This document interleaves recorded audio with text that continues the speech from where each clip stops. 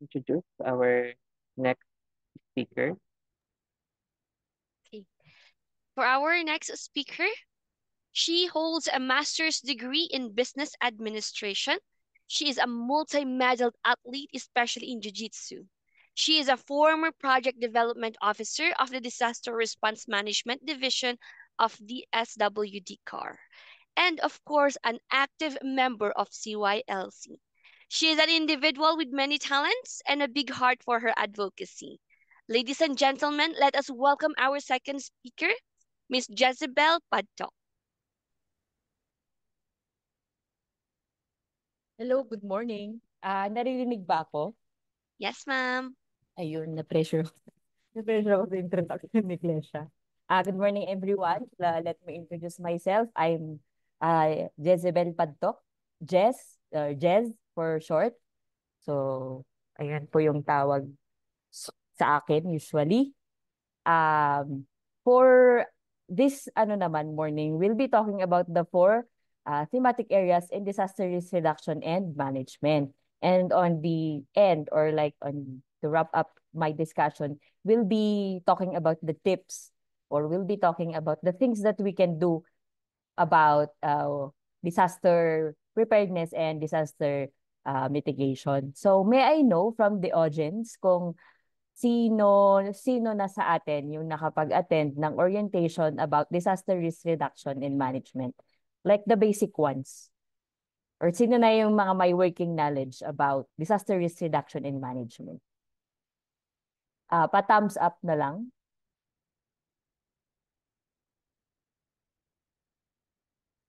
Or pa-utilize ng chat box. Pa-send na lang ng thumbs up or any reaction. Ayun. Going once, going twice, wag po kayong mahiya. Para kung may working knowledge po tayo, mabibilisan natin yung ating discussion. So, to the tech team, pabalik po sa ating objectives.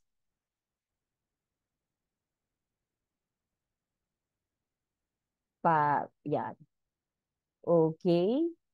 Ayun. So, while nagre-react yung ating mga audience, let me present to you our lesson objectives for today. So, the terminal objectives of our lesson would be first, discuss the four thematic areas in disaster risk reduction and management, or what we call the DRRM. And secondly, discuss the basic preparedness and the basic disaster preparedness and disaster mitigation measures. The enabling objectives would be first to define DRRM, disaster preparedness, disaster prevention and mitigation, disaster rehabilitation and recovery, and disaster response. Secondly, to differentiate these four thematic areas, and lastly, to present disaster preparedness and disaster mitigation measures. So those are our lesson objectives. Next slide, please. Before we define define the RRM, let me first introduce to you what are the meanings of the icons in our presentation. So if you're gonna see my exclamation mark, my sun, my sign for PWD, my trend sign, my check sign, my book sign, and then meron yung taong with brains. So, may certain meaning yan, even yung target and then yung hands na naka-flex sa baba. That is my personal definition of, or like operational definition. Naghalo-halo na to from UN, from RA, yung Philippine DRRM Act of 2012. So, dun lahat galing, or dun nang galing itong holistic definition natin ng disaster. So, if we're talking about disaster, maraming maraming considerations ang tinatakal natin dyan. So, disaster is equal to the hazard, yung exclamation point, and then it's aggravated by our exposure to that hazard and our vulnerability as a community. So the sun represents exposure. It is the meaning, yun yung meaning ng sun, ng symbol na sun.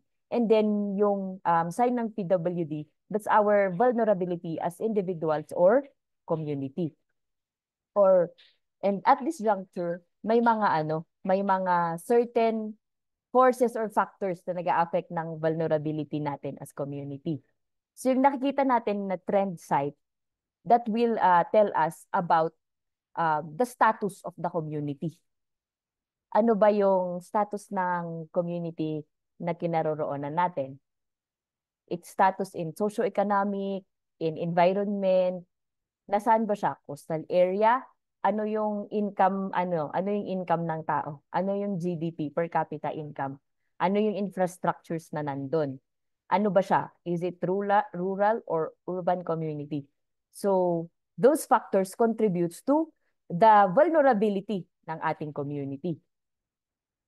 And then next, another factor would be yung check. Ano yung check? Any guess kung ano yung sinisimbolize naman ng check that affects our vulnerability as an individual or community?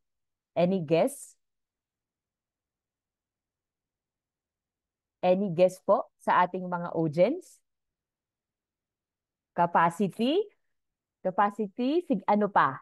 So that capacity is one of the ano din.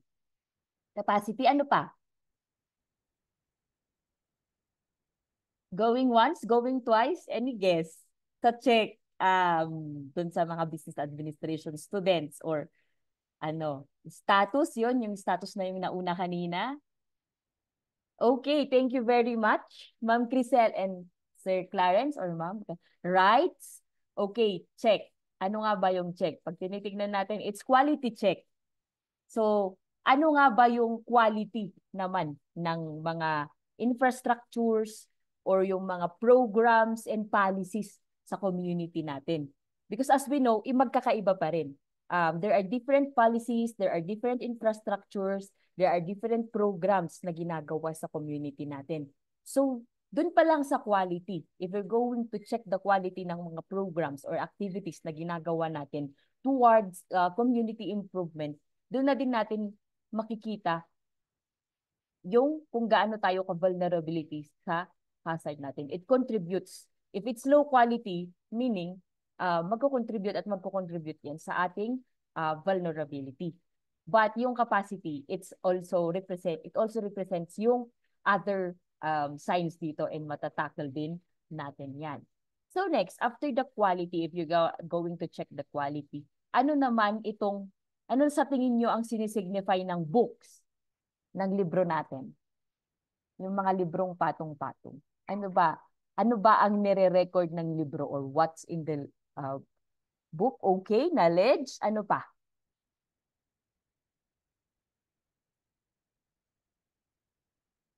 Going once, going twice. Thank you, Ma'am Charlotte Gay, for guessing. Data, information, right? Okay, we have data and information. Guide. Ayun. So, policies. Okay, thank you very much for guessing po yung ating icon, but that icon. So, pag pinagsama-sama mo ang knowledge, data, information, guide, and policies, we are now talking about the historical data of the community we belong to or the history of the place or our history as individuals. Bakit natin tinitingnan ang history? Because at some point, may mga historical events or historical disaster. In the history, makita natin kung ano yung disaster or ano yung hazard na nag-emerge sa community na to. And if nasalanta na tayo or we already experienced such disaster or hazard in our community, aminin man natin or not, may naging impact na siya. And when there is an impact in that community, hindi na kasi pareho yung parang status or quality ng community before or after disaster.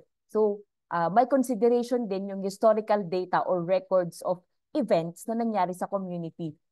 Kung paano nagiging vulnerable tayo as individual, as family, and as a community, and as a country also.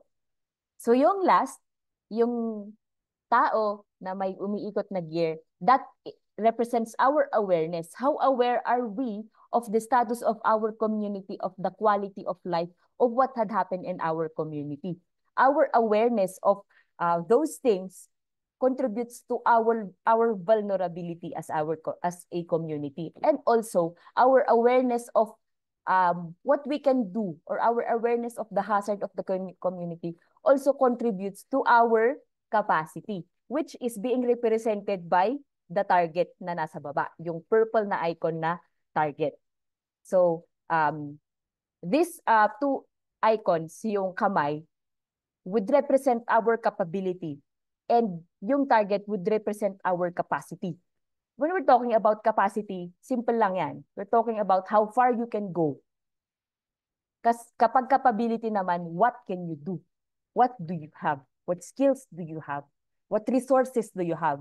Ang capacity naman, it's more on how far you can go, how far can you endure, what can you do, how can you do this?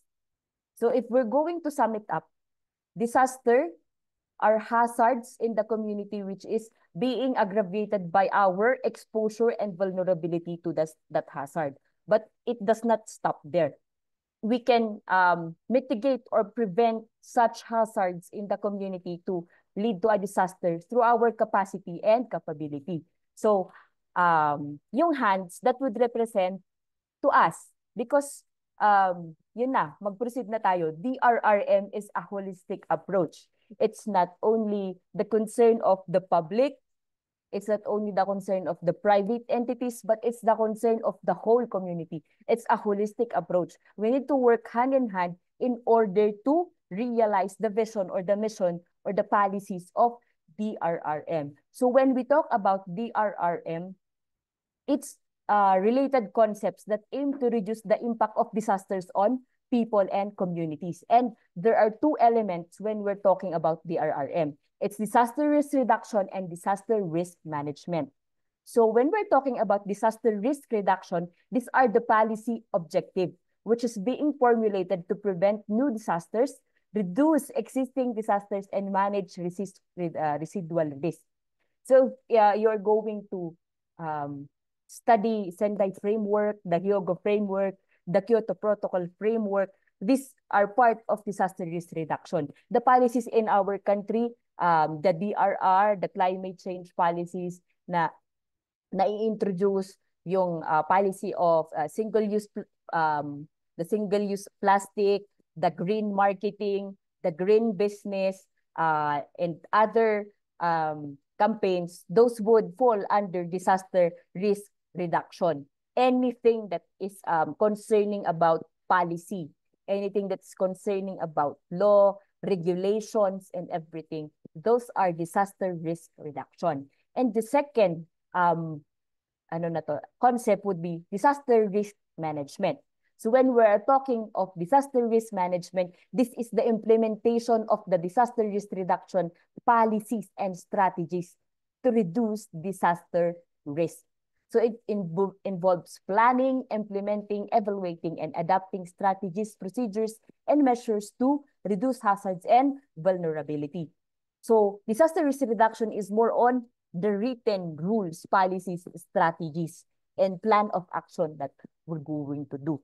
While disaster risk management, this is the implementation, this is the action, this is where you evaluate everything from the planning until the implementation, until what impact do these policies and strategies did to the community. It's like, for example, we have in the ILG, the plan for, or like the campaign for Go Bag. So the campaign for Go Bag, it's written in one of their policies. And then the implementation would be the distribution of the Go Bag. So what's it's not only the distribution, but also the introduction of that policy or that certain project to the community. So the awareness of the people is one of the effects or one of the perceived impact, because go bag is one of the important thing that we must have in our household during disaster situation. So moving forward, we move to the disaster thematic areas. So this picture came from the Philippine Information Agency. So the definition of DRRM, if you want to read more, it came from UN OCA and UNDRR strategies and policy.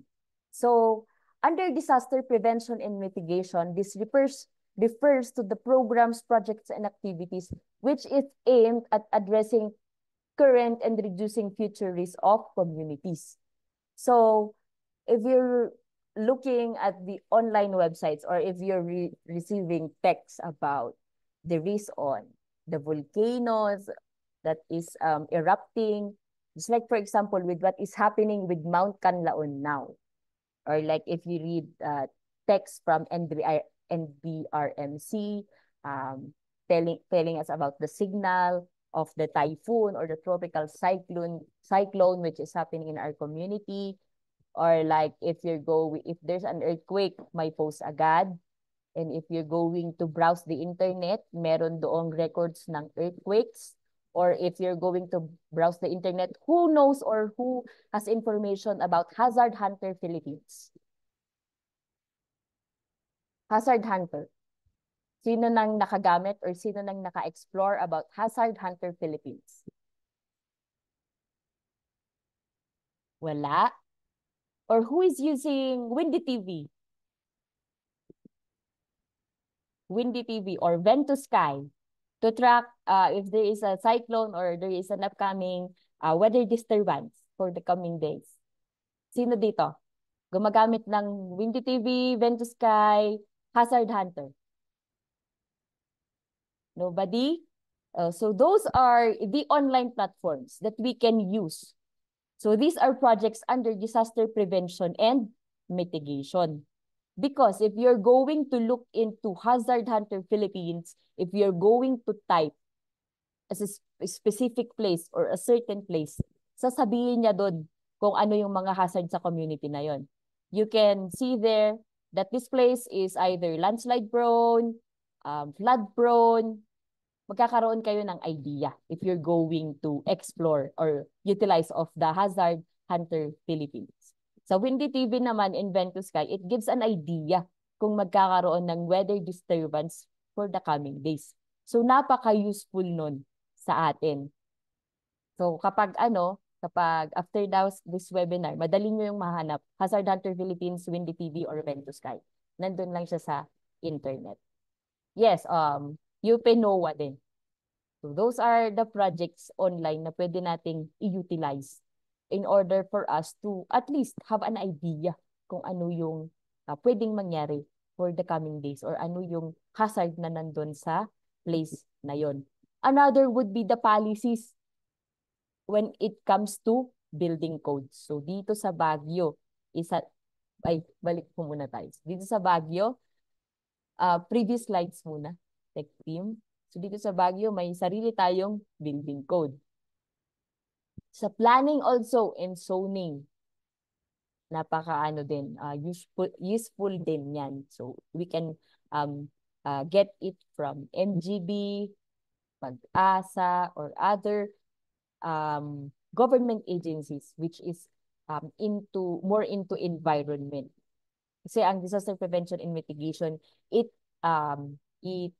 considers our environment. It considers the impact of what we're doing to our environment.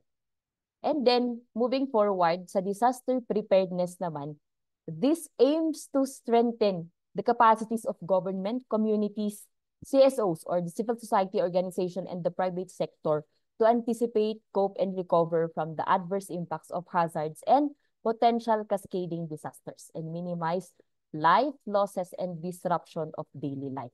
That is why in the response cluster, if you know or have an idea about the response cluster, the DILG, or like the chair for disaster preparedness, is also the chair for the management of the dead and the missing in the response disaster.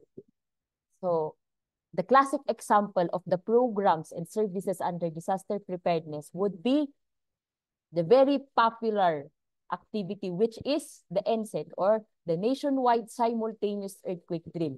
Sino sa atin ang hindi pa nakakaranas na mag-NSED or Nationwide Simultaneous Earthquake Drill? I guess na experience na natin yon. Tama? Tama o tama? So, I guess lahat experience natin yun. So, this is under disaster preparedness. The other one would be the COMPLAN or the practice of communication plan in sometimes it's nationwide, sometimes it's regional, where the government agencies utilize or maximize the communication platforms that they have. They test. Just like, for example, back then we have the Inmarsat in DSWD. So it's being tested during the implementation or test implementation of our communication plan. So what are the communication platforms that we can use during disaster? Number one, we have the high frequency radio or our radio communication. Hindi yan mapi-phase out kasi napaka useful ng radio when it comes to disaster operation. Secondly, we have the telephone. Third, we have the our cellular phones. We have the internet or the Wi-Fi and the other forms of communications that we can use during disaster operations. In disaster operations, we also have the contingency planning. So what are the contingencies that we can do if plan A, plan B, plan C won't work? And also, nandito rin ang evacuation plans. Ang forced evacuation before disaster, nasa preparedness yan. Kasi ang evacuation, plano yan. Hindi yung basta-basta na tinatawag or pinapaalis kayo sa place ninyo. It's being planned. Moving forward. Next slide. Ayun, we also have disaster recovery and rehabilitation. These are the efforts after the onslaught of disaster. So the classic example would be the conduct of post-disaster needs assessment. And the write-up of the post-disaster needs assessment would form part of the recovery and rehabilitation plan that a certain community, the certain region will implement. So one of the principles which is being considered in disaster recovery and rehabilitation would be the BBB principle or the Build Back Better principle.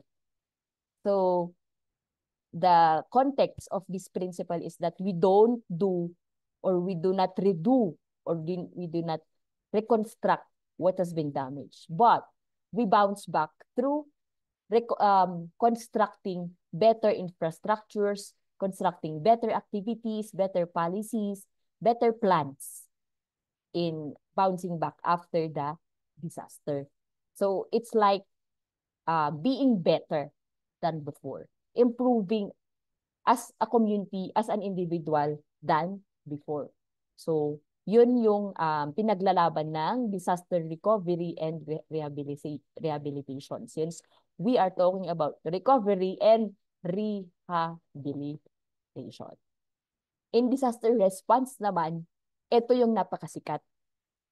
Kasi dito, humihingi tayo ng anong hinihingi usually? Number one, napakasikat, food packs. Second, non-food items.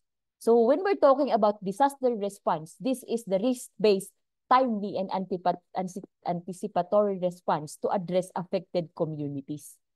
Basic life preservation and immediate needs. This also aims to minimize the exacerbation of emergency situation. So si disaster response, siya yung sumusulong sa baha, siya yung biglang andyan, siya yung laging andyan kapag during the onslaught or even right after the onslaught of disaster.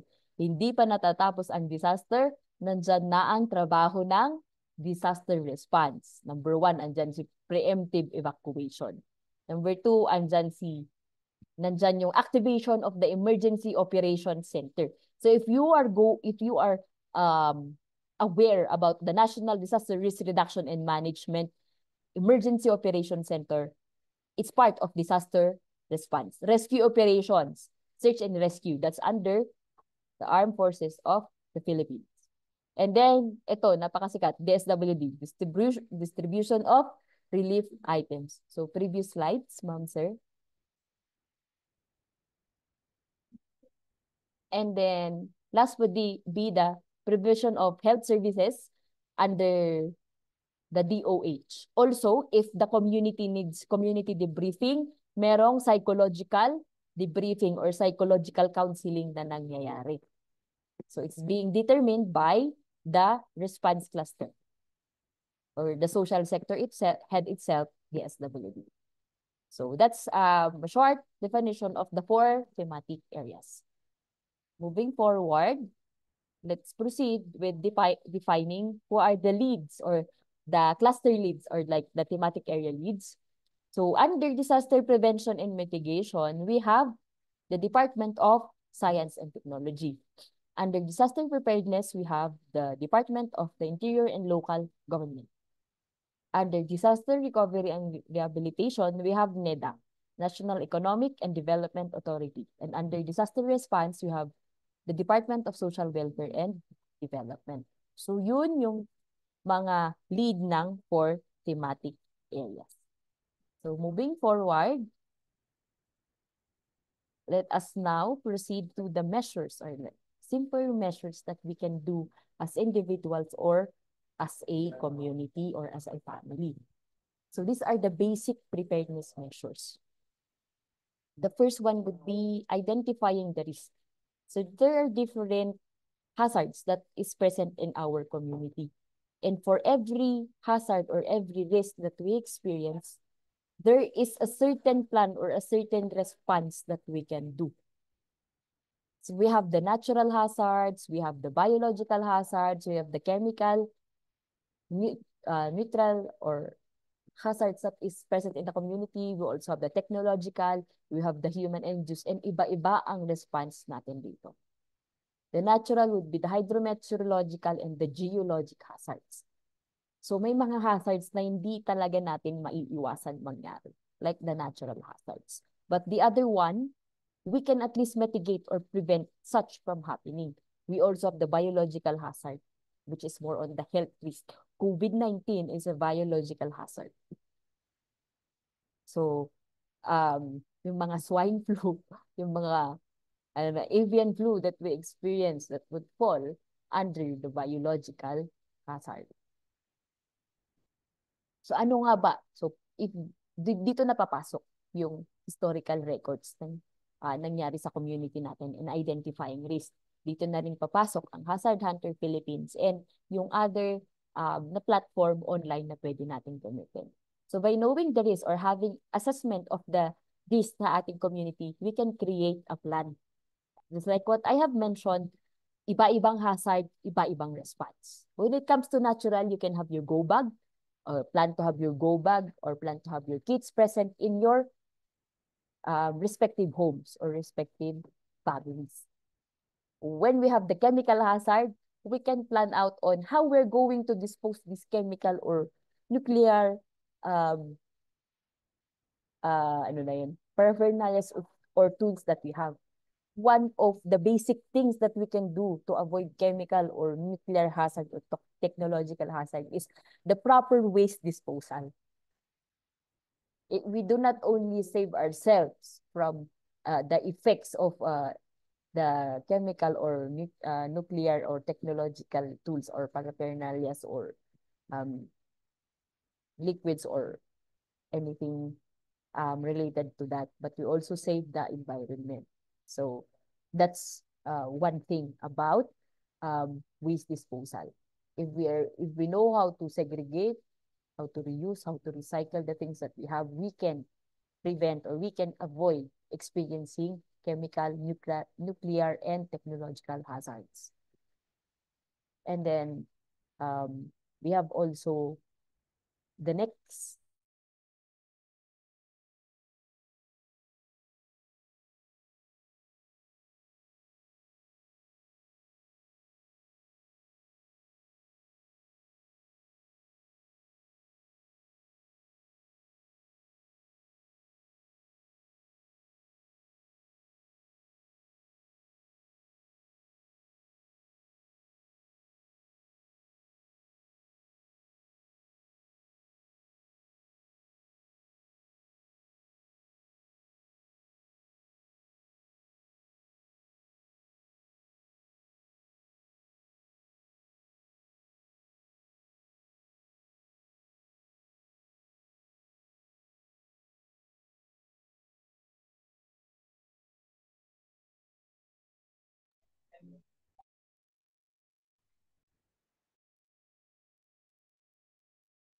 Okay, it seems that there is a technical issue on the side of our speaker. So, kamusta po tayo ngayon? Nandyan pa po ba tayong lahat? I hope you are learning a few key takeaways from our previous speaker, special speaker today. So, habang nandito pa po tayo, while our speaker is still preparing, um, let's have a little engagement. Andito pa daw po si Sir. Okay, Damare. Okay, hello po, sir. Buti na lang po dito pa po kayo.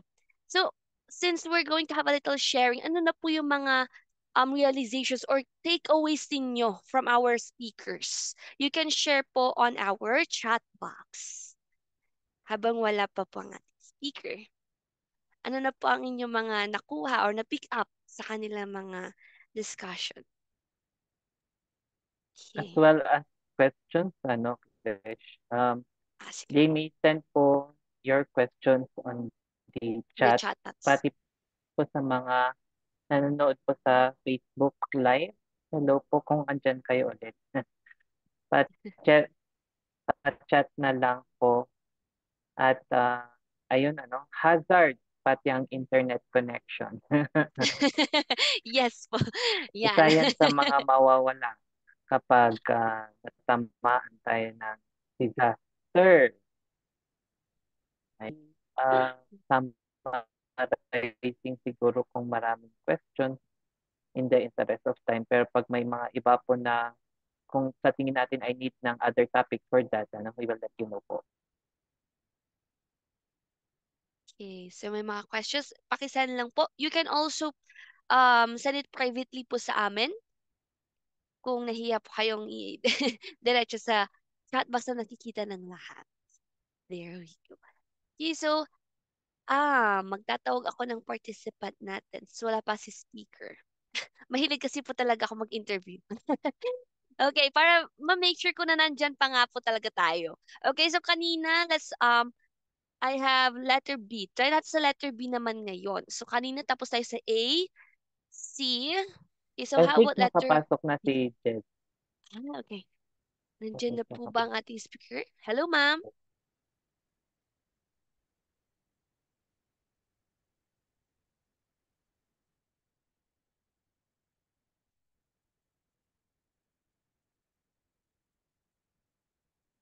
Okay.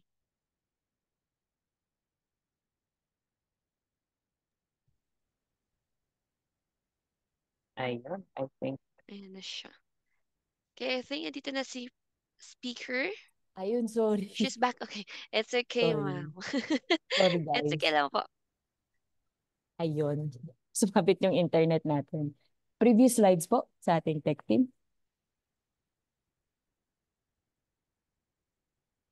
Ayun, so kanina, yung last na discussion is about creating a plan. So I'm talking about kung paano ba yung pagiging response natin about biological hazards. Am I right?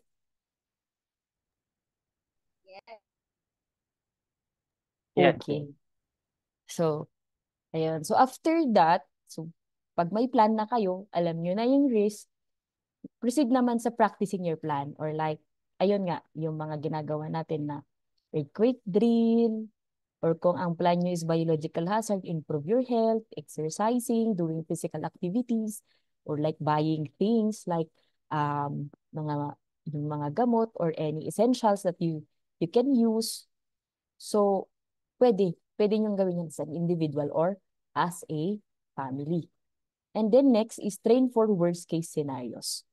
So, maganda rin that we anticipate for worst case scenarios. So, may disaster response plans tayong ginagawa for worst case scenarios. But as individual and family or community, we can do that also. We can expect ano nga ba yung worst case scenario based on the historical records na experience na natin. And then next is developing local plans. So the plans that we have in our municipality, I believe, or I guess meron yan.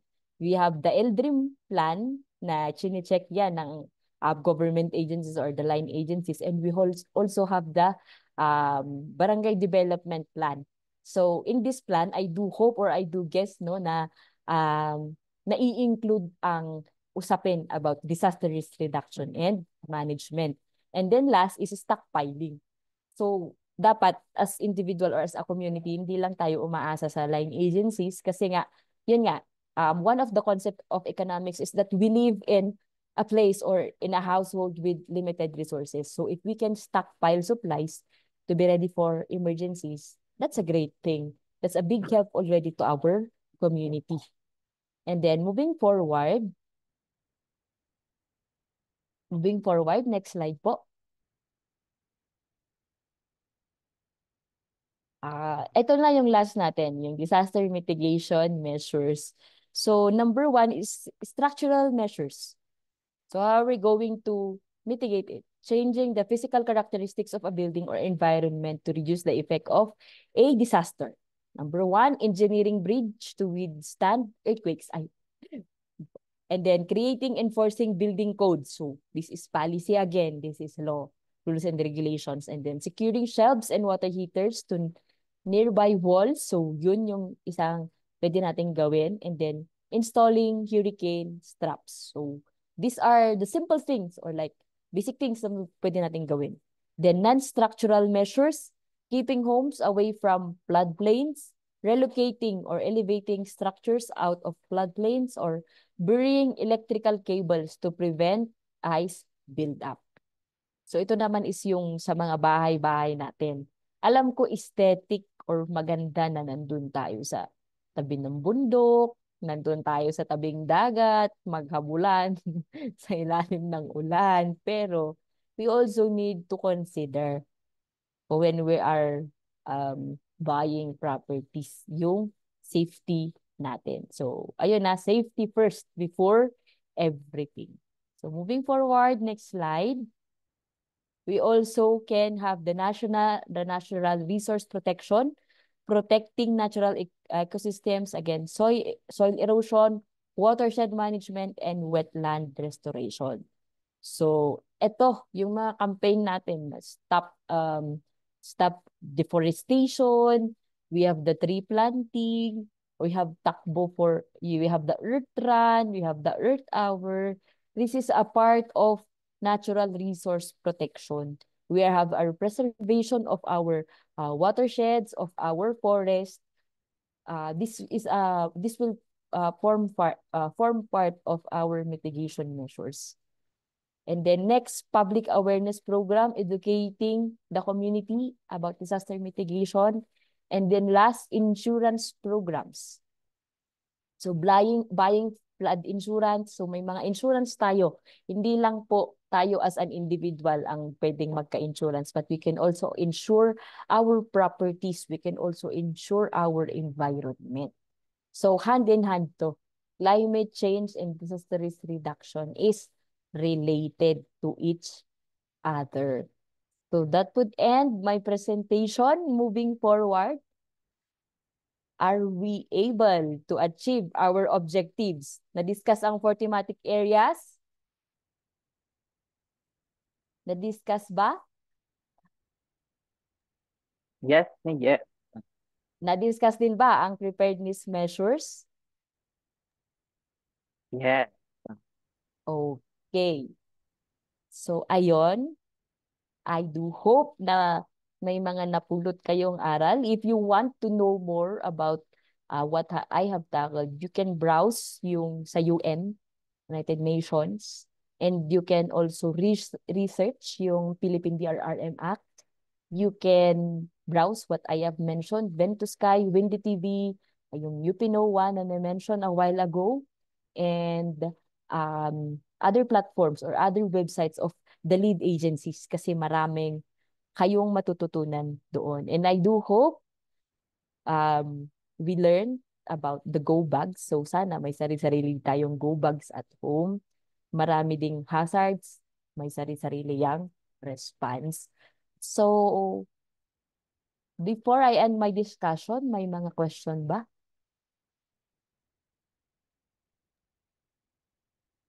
Excuse me, ma'am.